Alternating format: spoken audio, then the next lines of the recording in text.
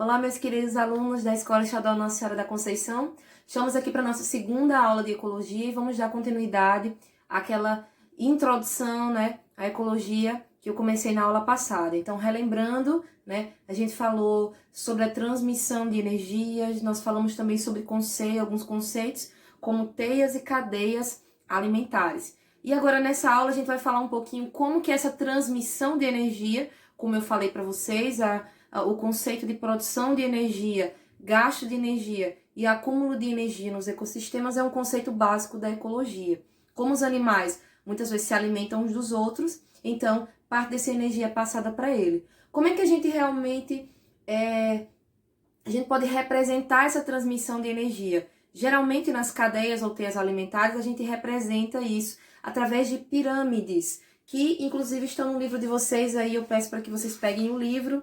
Na página 197 já vai trazendo aí esse conceito de pirâmides ecológicas. Então são maneiras de você representar a transmissão de energia. Como eu falei para vocês, nas cadeias alimentares a gente tem sempre animais que são autótrofos, que produzem o seu próprio alimento. Nós temos aqueles que se alimentam dos produtores, que são os consumidores primários. Aqueles que se alimentam de consumidores primários, como o gafanhoto, por exemplo, consumidores secundários.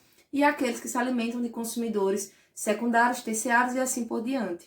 Então, geralmente quando a gente vai colocar esses dados, essa questão da energia transmitida, a quantidade de energia que possa ser transmitida de um ser para outro, geralmente a gente coloca os produtores na base da pirâmide, porque eles são realmente a base das cadeias e teias alimentares, são os produtores, porque eles produzem energia e parte dessa energia é transmitida para os demais. Então, quem é a base da pirâmide são os produtores. Acima, e o nível acima, então a gente tem os consumidores primários, que são aqueles que se alimentam dos produtores, como, por exemplo, um gafanhoto. Acima dos consumidores primários, a gente tem os consumidores secundários, um animal insetívoro, por exemplo, o sapo. Acima dos consumidores secundários, a gente tem os terciários, um animal que se alimenta do anfíbio citado, como, por exemplo, uma serpente. Próximo consumidor seria um gavião, por exemplo. Então, ele estaria no topo da pirâmide. Percebam que, geralmente, a gente vai sempre representar essa pirâmide, porque a gente chama o modelo básico de pirâmide é o que a gente chama de pirâmide ecológica, tá certo? Que está aí na página 197. É uma pirâmide normal, pirâmide ecológica, também chamada de pirâmide trófica. Esse termo trófico vem de alimentação, nutrição, ou seja, autotrófico significa aquele animal que tem uma nutrição por si mesmo, ele mesmo consegue produzir seu próprio alimento, como plantas, por exemplo, que realizam fotossíntese e através desse processo geram matéria orgânica, que é a glicose. A glicose é quebrada e liberada energia, a energia fica armazenada nas suas ligações químicas, como a gente falou na aula anterior. E os heterotróficos, que são aqueles que se alimentam de outro ser vivo e obtêm, então, parte da energia que foi armazenada por eles durante a sua vida, tá? Lembrando que a porcentagem de energia que é passada para um próximo nível trófico, galera, a gente chama, geralmente, essas pequenas porções, pequenas camadas da pirâmide, a gente chama também de nível trófico. Ou seja, é o nível que o animal ocupa dentro da cadeia alimentar, tá? Então, a gente chama de nível trófico. Então, cada basezinha dessa pirâmide, a gente vai chamar de nível trófico. Então, a energia vai passando de um nível trófico da pirâmide para o nível seguinte. A maneira básica, a pirâmide mais conhecida é essa, também chamada de pirâmide ecológica ou pirâmide trófica, que é essa que está aí representada na página 197 e essa que está aparecendo aí também na imagem. Lembrando que nem toda a energia que é produzida, ela é armazenada, dentro do organismo. Mas, inclusive, parte dessa energia é gasta, dispersa, até mesmo sobre a forma de calor dissipado, sobre a forma de calor no processo de transpiração, gasta-se também, parte dessa energia para poder se alimentar, produzir órgãos, células, enfim, o corpo gasta muita energia nesse processo, mas parte da energia consegue ser acumulada, e é essa que passa para o nível trófico seguinte. Então percebam que nos produtores a gente tem uma grande quantidade de energia, porque eles produzem em grande quantidade e gastam, mas uma parte é acumulada. E percebam que no segundo nível trófico, ou na base mais superior, aí no segundo nível da pirâmide, vejam que a quantidade de energia diminui. Porque parte da energia foi gasta pelo produtor no seu próprio processo e parte ficou. E é essa que vai ser adquirida pelos consumidores primários, que estão no segundo nível trófico, na segunda basezinha aí da pirâmide. Então, eles só vão pegar uma parte dessa energia. Vejam como a energia já diminuiu nessa segunda porção aí da pirâmide. Na terceira porção, percebam que à medida que você vai subindo, assim, o nível de energia vai ficando menor. Então, como eu já tinha explicado isso para vocês na aula passada, por isso que a gente não tem uma grande quantidade de consumidores, tá certo? A gente chega a ter cinco consumidores, geralmente, no máximo. Mais do que isso, a gente não consegue em uma cadeia alimentar, justamente por isso, porque o nível que a quantidade de energia que fica para o nível seguinte é pouca. Então, ela vai diminuindo ao longo da cadeia alimentar. A gente pode ter também outra forma de representar. Vamos aí rapidinho para a página 198. Vocês vão ver agora uma outra pirâmide. Agora, preste atenção. Essa não é de energia. Essa é o que a gente chama de pirâmide de biomassa. Então, o que seria essa pirâmide de biomassa? Seria a massa de matéria orgânica, tá? No corpo do organismo, medida em área ou volume, por exemplo.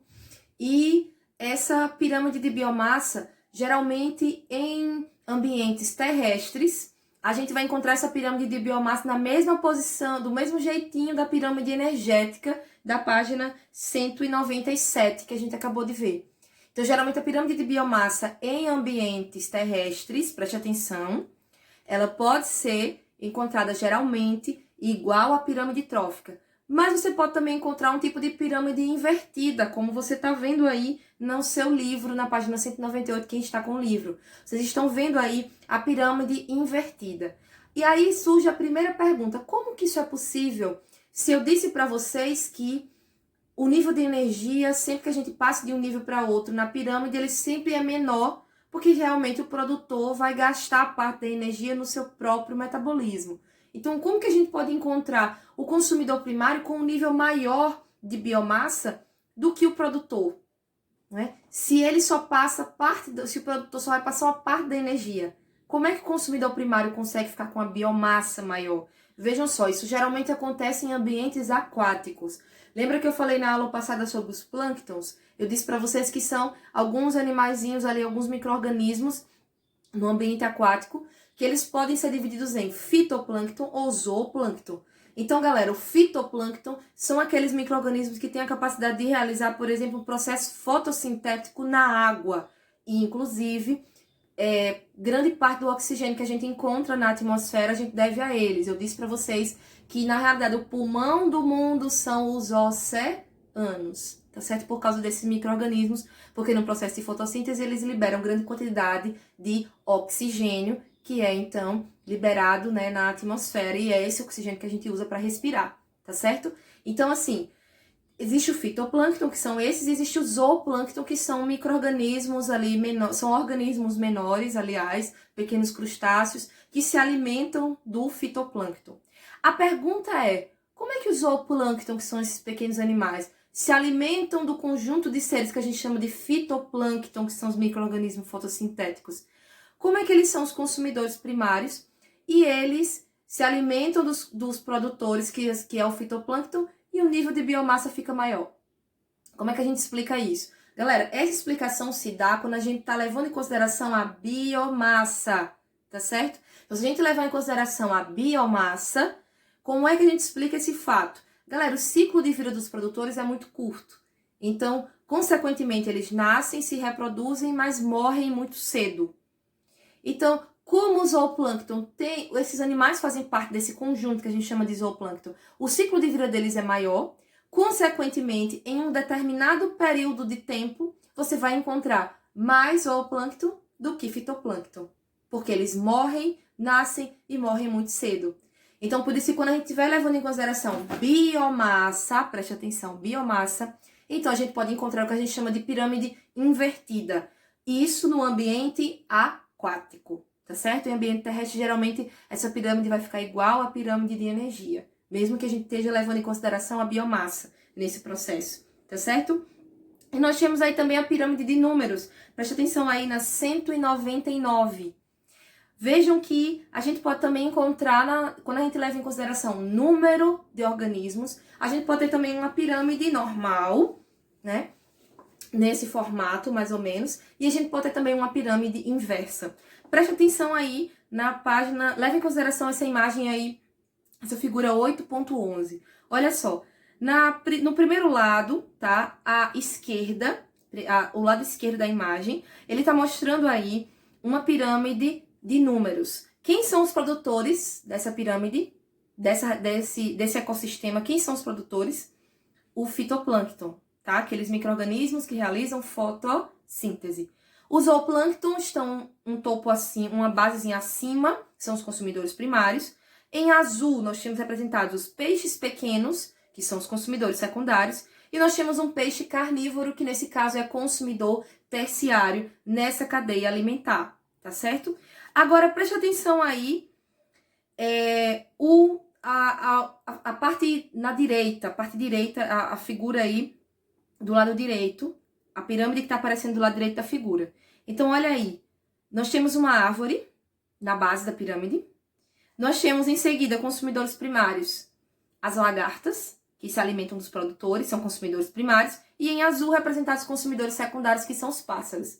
Então vejam por que essa pirâmide ela tá invertida, a gente chama de pirâmide invertida, porque na realidade uma só árvore é capaz de servir de alimento para várias lagartas, uma única árvore. A gente não está levando em consideração o número de organismos, né? Então, uma única árvore serve de alimento para várias lagartas. E várias lagartas alimentam uma quantidade menor de pássaros, tá certo? Então, aí, no lado esquerdo da figura, a gente tem vários fitoplânctons são necessários para garantir a sobrevivência de um número um pouquinho menor do zooplâncton, que são essa quantidade aí de micro-organismos zooplâncton é necessária para garantir a sobrevivência de uma quantidade um pouquinho menor, que são os peixes pequenos, e esses peixes pequenos, essa determinada quantidade é necessária para garantir a sobrevivência de um número ainda menor de peixes carnívoros, tá certo? Deu para entender? Então, quando a gente leva em consideração o número de organismos, a gente também pode encontrar uma pirâmide invertida, tá certo? Tem aí também na 199 o que a gente chama de conceito de produtividade. Gostaria que vocês fizessem a leitura, inclusive, desse subtópico aí no livro de vocês. Vamos lá, deixa eu tentar simplificar as coisas, vocês vão ler, é necessário que vocês leiam, tá certo? Mas mesmo assim eu vou tentar explicar. Então, olha só, galera. O que a gente chama de produtividade? A quantidade de energia suficiente, tá certo? Para passar para o nível seguinte, a gente chama de produtividade líquida. A quantidade de energia que foi armazenada, tá certo? Para que o organismo utilize e a quantidade que ele passe para o nível seguinte toda, a gente chama de produtividade bruta. Então, preste atenção, a mesma coisa de salário. Vamos comparar com salário aí. Quem trabalha vai conseguir entender. O que a gente chama de salário bruto? É aquilo que você recebe levando em consideração o seu tempo de trabalho, não é assim? Agora, quando tira o desconto do INSS, desconto da parcela do imposto de renda, desconto de um adiantamento, sei lá, que você pegou, de um vale que você fez, no final vai sobrar um valor menor. Esse a gente chama de salário líquido. É aquilo que realmente você vai receber em suas mãos, tá certo? Você conseguiu produzir esse montante, que é o salário bruto, mas dessa parte apenas uma pequena parte, uma parte um pouquinho menor, aliás, vai chegar em suas mãos. Galera, desse mesmo jeito, a gente usa essa mesma analogia aí para analisar essa questão de energia. Preste atenção. A quantidade de energia que um animal consegue produzir, seja para utilizar ou seja para passar para o nível seguinte, quando o animal se alimenta dele, a gente chama de produtividade bruta. Aquela quantidade, tirando o gasto energético que o animal utilizou para sua própria sobrevivência, aquele restinho de energia que conseguiu passar para o nível seguinte, a gente chama de produtividade líquida, tá certo? E aí, a gente pode levar em consideração o nível que o animal ocupa em uma cadeia alimentar, se ele for produtor, por exemplo, se ele for consumidor primário, se ele for consumidor secundário. Então, a gente tem essas diferenças de produtividade, existe um cálculozinho que a gente pode fazer, que é o que o livro aí está mostrando para vocês, tá certo? Como a gente expressa isso. Lembrando que tá aí falando no primeiro parágrafo, que geralmente ela é sempre expressa em quilocaloria de biomassa produzida por metro quadrado por ano, tá certo? Então, é essa relação aí, esse cálculozinho que é feito. Quilocaloria de biomassa produzida, tá certo? Em um determinado período de tempo. Então, olha só, aquela quantidade de energia, de quilocalorias, né, aquela quantidade energética que conseguiu ser, quantidade de matéria energética que conseguiu ser produzida em um produtor, a gente chama de produtividade primária bruta, tá certo? Tirando a respiração, ou seja, você pegando essa produtividade primária bruta, menos a respiração, lembrando que a respiração é a quebra de uma molécula energética, utilizando para isso o gás oxigênio, tá certo? E você libera gás carbônico nesse processo. O ser humano, por exemplo, libera gás carbônico nesse processo, tá certo? Lembrando que as plantas também fazem isso. Isso é uma informação a mais que eu vou aproveitar aqui para relembrar para vocês. Acho que eu já falei isso em reino vegetal, não tenho certeza. Mas se não falei, vamos lá. Reino vegetal, lembre-se que as plantas realizam fotossíntese com o auxílio de quê? Da luz solar, do gás carbônico, da água e dos sais minerais que ela retira do solo. Então, ela precisa dessas 4 coisas para realizar a fotossíntese. Nesse processo, ela vai liberar gás oxigênio, tá certo? Mas ela faz isso durante o dia.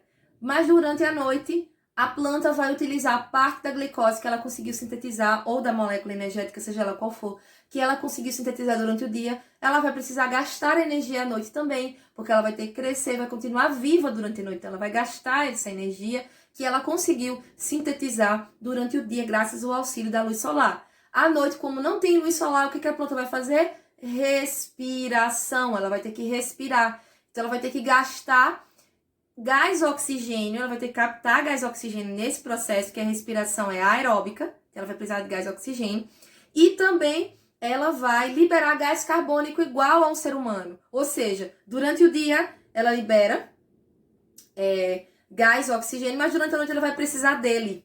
Então, é por isso que existe aquela coisinha que talvez seus avós digam, ou talvez alguma pessoa assim mais velha diga, olha, não é muito bom dormir, ter muita planta no quarto, né? Porque a planta compete com você durante a noite pelo oxigênio. Galera, claro que você não vai morrer, vai sofrer risco de morrer por asfixia, por exemplo, porque você tem uma plantinha no seu quarto e a janela tá fechada. Eu acho que, assim, para que isso acontecesse, na minha opinião, acho que você precisaria ser um ambiente muito fechado, sem ventilação nenhuma, tá?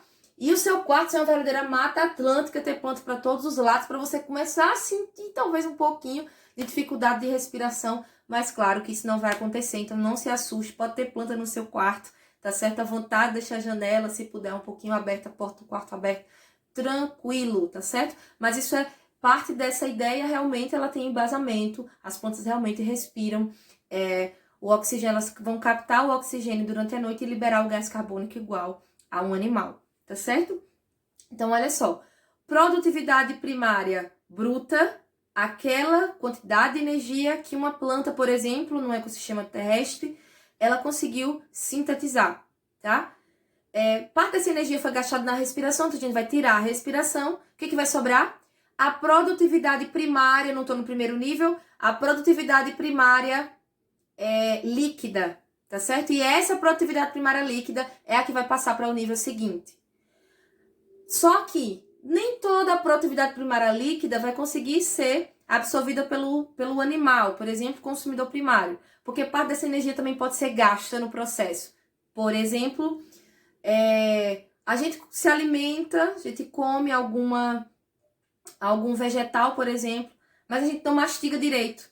Então, parte dessa energia ela vai ser liberada nas fezes. Você não absorveu 100% daquilo que chegou ao seu estômago, porque faltou ser degradado corretamente. Vocês sabem disso, que se o alimento não for quebrado de maneira suficiente, ele não vai conseguir sair do intestino delgado, da porção inicial do intestino delgado, que é o duodeno, né? Aliás, o jejuno, que é a porção onde acontece a absorção, que é a porção maior, duodeno, jejuno, ilho, são as 3 partes do intestino delgado. Então, não vai conseguir ser absorvido pelo intestino delgado e não vai conseguir entrar na corrente sanguínea porque ele não foi degradado corretamente, mesmo que tenham enzimas para isso. Então, mastigar corretamente os alimentos é muito importante para garantir realmente que os nutrientes dos alimentos possam chegar à sua corrente sanguínea, porque senão, se não conseguir ser quebrado, ele vai passar para o próximo tubo por onde o alimento passa. Qual é? Intestino grosso. De lá a gente só tem absorção de água, geralmente vitamina K, alguns sais minerais ali, e o resto, né, um pouco de água também, como eu disse, principalmente, e o resto vai ser eliminado nas fezes. Ou seja, por que eu estou dizendo isso? Nem toda a produtividade primária líquida, ou secundária líquida, ou terciária líquida, seja qual for, ela vai conseguir passar para o próximo nível, porque você também pode ter perda energética. Mas vamos lá. Produtividade primária bruta tirou a respiração, porque o animal, o ser produtor, sei lá, precisou respirar. Então, o que vai sobrar? A produtividade primária líquida, tá certo? Logo depois, a gente tem a alimentação, consumidor primário, por exemplo, se alimenta da planta, e aí a quantidade de energia que ele conseguiu absorver nesse processo a gente vai chamar de produtividade secundária bruta. O animal também não vai respirar? Vai, o consumidor primário vai precisar respirar, geralmente o animal, então ele vai perder energia nesse processo. O que vai sobrar para o nível seguinte, para o consumidor secundário, por exemplo, o que vai sobrar a gente chama de produtividade secundária líquida. Então, olha só, primeiro nível a gente tem produtividade primária bruta, tirou a respiração, sobrou a produtividade primária líquida. O animal se alimentou, quantidade que ele conseguiu absorver, produtividade secundária bruta. Tirou a respiração, porque ele também vai respirar, o que foi que sobrou? Produtividade secundária líquida. Aí vem agora o próximo consumidor, qual a quantidade de energia que ele conseguiu captar nesse processo? Produtividade terciária bruta, produtividade terciária bruta, PTB. Tirando a respiração, que ele também vai respirar, o que é que vai sobrar? Produtividade terciária líquida. E assim sucessivamente, quaternário, enfim, daí por diante, tá certo? Então, por hoje é só. Espero que vocês tenham compreendido e vou deixar no Google Sala de Aula, vai estar toda a descriçãozinha da atividade que eu deixo para essa semana para a gente começar a exercitar esses primeiros conceitos de ecologia.